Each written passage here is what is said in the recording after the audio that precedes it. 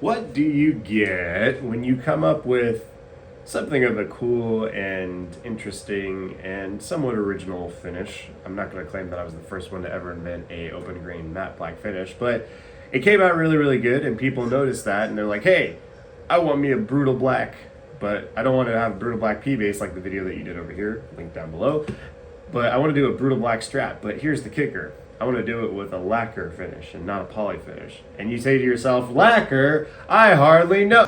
Buffoonery. Okay. Welcome back, ladies and gentlemen, guys, gals, and words are still hard. Guys, gals, and non-binary pals to MadLad Instruments. I am Drew. I build guitars and basses in my garage, and I bring you along for the shenanigans. So, Brütal black. One of my favorite finishes that we've cooked up over the past little bit. Also wanting to do other Brütal colors like Brütal white, Brütal red. I actually have a build set up for Brütal white, so be on the lookout. Make sure you subscribe down below because we're going to be doing a pivot on a classic kind of signature guitar from a particular 7-piece metal band that may or may not be from Des Moines, Iowa. No relation, but gonna bury that lead real quick. But anyway, Brütal black. So I have a really cool client by the name of Andy, and it's always cool when you get to work with a fellow Drew. By the way, Andy, Drew, all those are synonyms for Andrew. And Andy came to me and he said, hey, I'm looking to do a Brütal black Strat body. I'm thinking, fantastic. But he's like, hey, I want to do it with nitro instead of poly. I'm like, still kind of fantastic. We could probably make that work. But I haven't worked with nitro in a very, very long time. And to be totally honest, and this is a little bit of a take, I don't think nitro is the best finish that we have these days. What did he say? There are way better lacquer finishes out there that have benefited from decades of advancements in chemistry. But we'll talk all about that here in a little bit. But right now, we should get into the fun, the meat and the potatoes, or the sweetened tomatoes. What would be the veggie equivalent of meat and potatoes? I digress. All right, Ben Drew, take us through it. Alrighty, thank you to Intro Drew. That kind of rhymed. So, here we have our body, and every once in a while you build up a body that just reminds you, it's like, man, that's a really pretty body, and this is one of them. So Andy had requested that we do kind of a transitional wood, so nice tight in the middle but getting wider towards the edge, and this one actually transitions really, really well. You don't see any huge gaps in the grain lines, and so it's a nice kind of chromat. I don't know what the word would be like, but oh, you know, like in the Netflix intro when you open Netflix and they have all those little lines, that kind of reminds me of that. And I mention it in my listings a lot, but I really love ash, and one way that you can tell a guitar is made of solid wood versus a veneer is this right here. So ash has a quality of kind of rolling over the contour, so as you can see, we have the arm contour right here, and the grain lines kind of roll over it and get this cool effect. A veneer doesn't do that. So if you're ever looking at a guitar and wondering if it's solid wood, then look for those contour lines. These ones are really cool because they kind of like split off because they're perpendicular. So really, really cool. Really great body. So what kind of finish are we going to be doing today, in case the thumbnail and the title didn't give it away? We are doing a Brütal black finish on this one. And Brütal is just my code word for an open grain finish. It looks really, really great on ash. You get to see all these beautiful grain lines, and it has this really, really cool effect. I did a Brütal black P-base not too long ago. The link will be right here.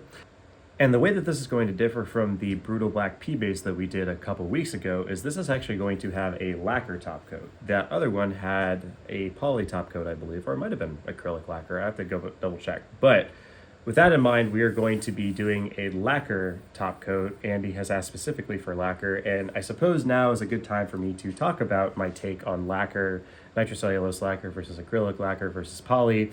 And as a guitar builder, I feel like I need to articulate my position on it for whatever reason. I probably don't, but I'm going to say it anyway. So, a little history lesson for you. And a lot of this information is from a book called The Birth of Loud, which is a fantastic book that you should read. It's about the birth of Fender and Gibson, and back in the 50s and 60s, and all the cool stories that led up to the lovely modern instruments that we have nowadays. But back in the day, in the 50s and 60s, when the solid body electric guitar was kind of becoming haute couture, becoming the thing, there wasn't really a playbook for building electric guitars. Nowadays we have the modern talk-based forums and teleplayer forums where you can find every single answer to every single question about guitar building and all other matters of the universe out there. But back then, it was really kind of just flying by the seat of your pants and using what was available and what was easy to get a hold of. Famously, Leo Fender would use alder and ash for his bodies because it was cheaper per board foot to get than some of the other more exotic woods like mahogany. Now, in the category of paint and top coat, the kind of finish du jour, the finish of the time, was nitrocellulose lacquer. The reason that nitro was so prevalent is because it was used in car paint. So you would use it to paint cars and give it a really durable top coat that could resist rain and dirt and rock chips and all manner of environmental hazards that come with operating a modern motor vehicle. The thing about it is, excuse me, sorry, something in my throat, is that nitrocellulose is a very aggressive chemical. It is very carcinogenic, and you need special, I don't want to say specialty equipment, but if you want to spray it through a gun using like an HVLP setup, you have to use solvents to clean it. I've tried it, and it's just a little bit more involved than water-based poly, which you can just clean with soap and water. So that's why I made the switch over to doing poly. But I have tried nitrocellulose lacquer, and a lot of the benefits of nitro comes in its sort of vintage propensities, I guess you could say, or the way, since it was used back in the 70s, the 50s, the 60s, and 70s, and even through modern day, all of the old vintage instruments have nitrocellulose top coats. So if you're going for a vintage kind of looking guitar, nitrocellulose is the way to go. Nitrocellulose has a tendency to yellow over time, and it also has that really nice checking pattern that, you know, Fender Custom Shop, the Murphy Lab over at Gibson, and a lot of really great builders have gone into figuring out how to emulate that or accelerate that and make it look like the guitar is 50, 60 years old. And they will charge you a pretty penny to do that. I'm not saying it's bad.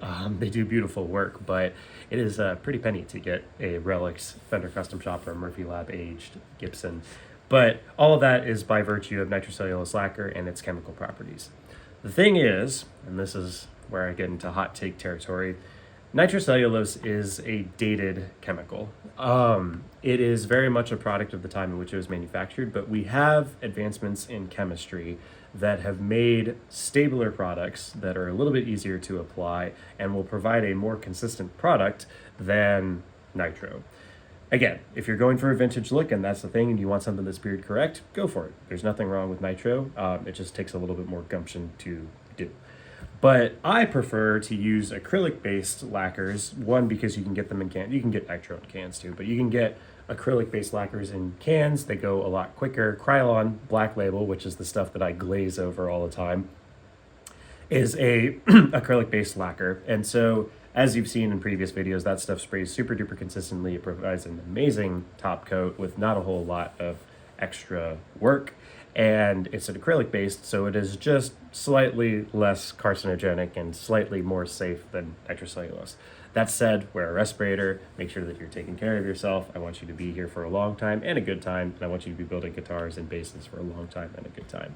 So that's my take. Between nitrocellulose and acrylic-based lacquer, if you're not going for a vintage look with like checking and stuff like that, use an acrylic-based lacquer. It's a lot easier, it'll give you a more consistent product, and it's way more consistent. It's not going to yellow and check as much as nitrocellulose. And this is all information that I found online doing my own research. A lot of people will agree that the differences between nitro and acrylic is nitrocellulose lacquer and acrylic-based lacquer, it's very, very minute, very, very nuanced, and you can get a great finish from either of them. That's my take. So we're going to be doing an acrylic-based lacquer on this one, and without further ado, and without me yapping any further about finishes, let me know down in the comments what your guys' take are on finishes, and try and be civil about it, because I know a lot of people have a lot of hot opinions about that topic. And without further ado, we'll get into putting the stain down on this, and we will see if we can't get some top coat on it too. The void, it's literally like just staring into a void with this finish. The void is open, we're about to get staining, and we're gonna get to talking shop soliloquy time. Shop soliloquy time. Also, shopping soliloquy. You ever talk to yourself when you go shopping? So, in case you guys didn't know, or this is your first video, whenever I'm doing something like staining a guitar, or something that's going to take a little bit of time but isn't too complex, what I like to do is just talk about a topic or something that's on my mind and maybe give a little bit of an uplifting message. This is super easy to apply, by the way. This is just a matter of putting it down, or getting a little bit on your rag, and then you just run it across, and immediately you get just a gorgeous dark finish. I don't know that the camera really covers or can capture just how deep and dark this color is. But what do we want to talk about today? I was thinking about a couple different topics. I saw a really great woodworking video, which I will link here and down below, but I failed to remember the name. I know the thumbnail says, "I know you're mad," but it's from a woodworking channel. I forget his name, but again, it'll be linked down below. And basically the topic at hand was how a lot of bigger woodworking channels out there in the YouTube space are getting a little, I don't want to say big for their britches, but they're using a lot of tools that, you know, the common person doesn't really own. And what was also really cool in this particular video is that the guy that was making it made it a priority to downsize some of his like bigger tools. So he's going to smaller, like he went from a really big cabinet saw down to a like just a job site table saw, and showing off what you can do with that, because again, not everybody has access to a 4 or 5 horsepower cabinet saw that costs multiple thousands of dollars. Some people just have their garage or stuff like that. But the call out or the kind of overall message of the video was that some channels have lost the plot. And it's not necessarily anybody's fault, because when you're a creator, there hasn't really been a way to consistently monetize your content, at least not as of late. But with Mechanics GG, the platform that I work on at my day job, we're working to change that, so little self-plug there. But YouTube certainly isn't paying a fair share of ad revenue, and on the whole, advertising on websites is kind of a deprecated practice. I mean, it's great for blogs and stuff like that where they don't really have a product to monetize, but you know, a lot of creators have looked for ways to make their own products and sell merch, because the margin for those things is just so much higher than getting paid a pittance of cents for every couple thousand views that your videos get because of advertisers. Meanwhile, viewers absolutely abhor like ads, because nobody likes getting sold to, and especially not when you're trying to be entertained, or you're trying to wind down and you're just watching your favorite character and then you get an ad. So it's not anybody's trouble, or not anybody's like fault, because if you're a creator and you need to get your bag and you need to feed your family and you have to take on the 50th sponsored bit from whatever VPN company or whatever meal prep company. You ever notice how it's always VPN companies, mobile games, and meal prep companies that are doing influencer marketing, amongst other things? But a lot of these companies can be kind of dodgy, and if you don't want to take on those things, but you still need to feed your family, then you kind of have to. But in the woodworking space specifically, it's a little bit more traditional in that these bigger tool companies apparently will come and sponsor. And again, nobody can blame you for picking up sponsors because you got to eat. But you quickly start to surround yourself with higher and higher quality tools like Avid CNCs, Festool. I think he even mentioned in the video that one of the comments that he got on one of his videos is that if this viewer saw Festool anywhere in the video, then he would instantly click away, because Festools are just so beyond accessibility for many shops. And so that's just proof that that creator or that woodworking channel is just disconnected from their audience. And it got me thinking, because I am in the woodworking space. Guitar building is a woodworking process, as well as it is like lutherie and what have you.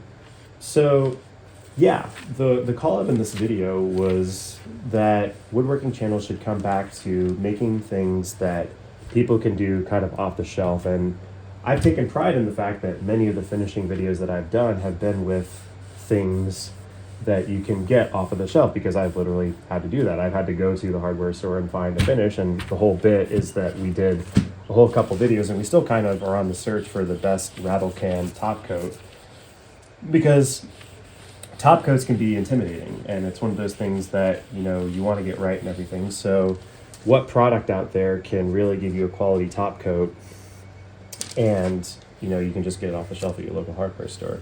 So my question to you all down in the comments is that, do you find that the content that I make is accessible? Because I definitely want to make things accessible, and there will be times, I mean, this body was created on a CNC machine. I realize not everybody has a CNC machine.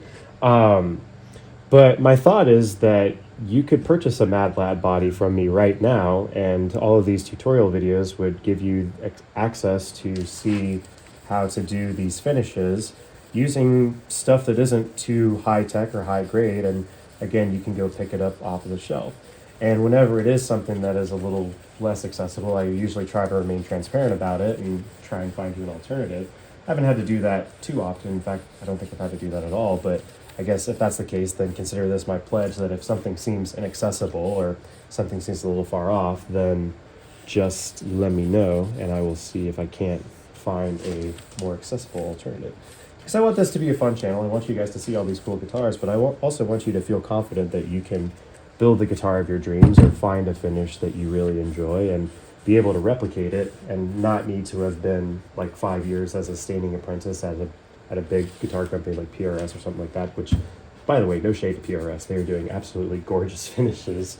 And their stain department is on another level, but something that I aspire to as a builder, having done this for however many years. But it can be deceiving at times because you look at these gorgeous guitars and you're like, man, I can try that. And then you realize that there's a lot more technique to it and stuff like that. And maybe that wasn't described to you originally. So yeah, I'm taking the pledge after this video as a woodworking channel to make everything as accessible as possible.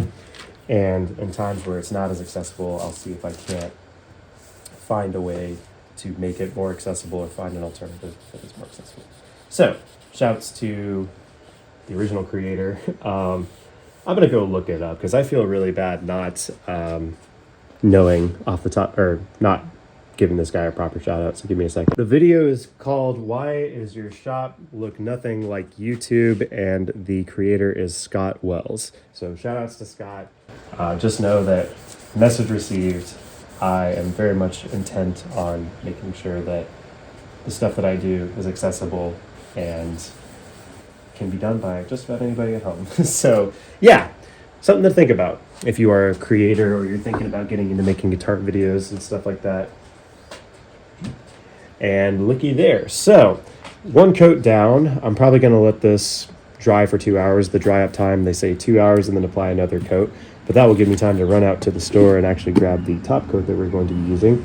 But the second coat should fix, it's a little bit splotchy, like right in here. You can see it's a little bit lighter.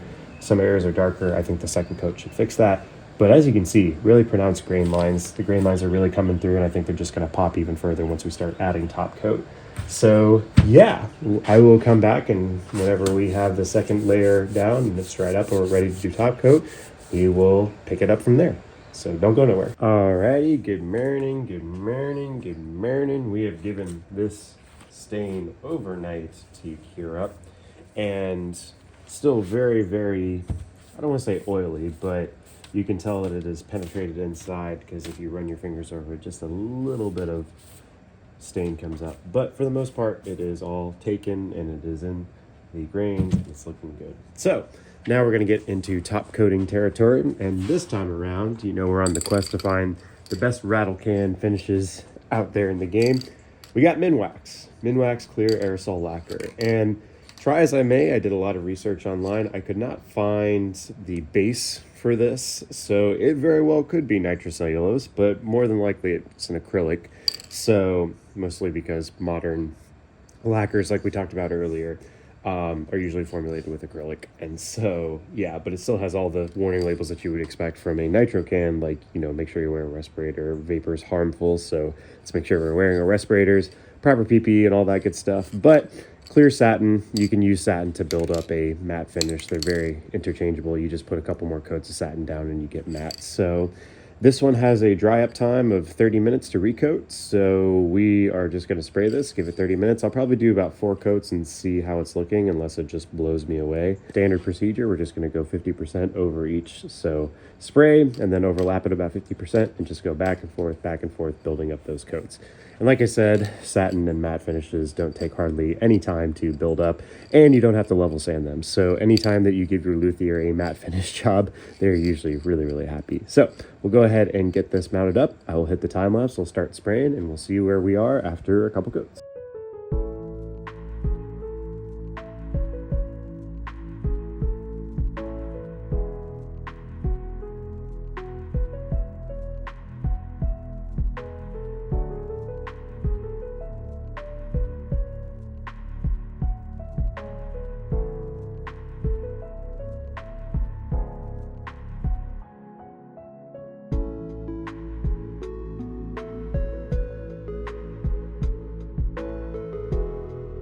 Alrighty, and that is a wrap on this one. So Andy has seen the photos. He really, really likes what he sees. The body has been sent, so happy client, happy life. And this stuff is really great too. Min waxes, min max, awesome.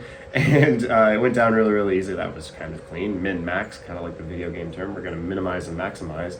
So clear aerosol lacquer, this is good stuff. You can get it at Lowe's. I believe I bought this at Lowe's, but your local hardware store, right off of the shelf. Really, really easy to work with and gets you a great top coat for not a whole lot of effort. So glad to say that this also is getting added to kind of the collection of aerosols or like cans that provide great things. Because remember, I'm here to show you guys how to do really cool top coats without having to have a whole lot of setup. This is literally a rattle can that you can buy at Lowe's. And that's what I'm all about. So Minwax clear aerosol lacquer gets my lacquer I hardly know her seal of approval. It also has a black label, so maybe there's something about black label cans. We know Krylon Crayon clear lacquer also has a black label, so maybe the black label is the seal of approval, kind of like other stuff when black label is something that's really, really fancy. But I digress. So make sure to leave a comment, like, comment, subscribe, all that good stuff down below. But even if you don't do that, I'm just so glad that you were here. Time is one of those things that we can't get back, and so the fact that you spent a little bit of yours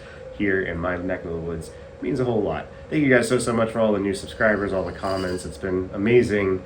I feel like the flywheel of YouTube is starting to spin up a little bit. We've got a lot of momentum. There's views coming in for all the different videos, and I'm not really a numbers guy, but I'm just so thankful that I get to put out content for you guys every week, and you guys have been engaging with it. So let's keep to that, and I don't think I'm going anywhere anytime soon, God willing, so expect more on the horizon. And we will wrap up in the normal way, and that is by me saying, always remember, friends, that you are wanted, you are loved, and you are appreciated.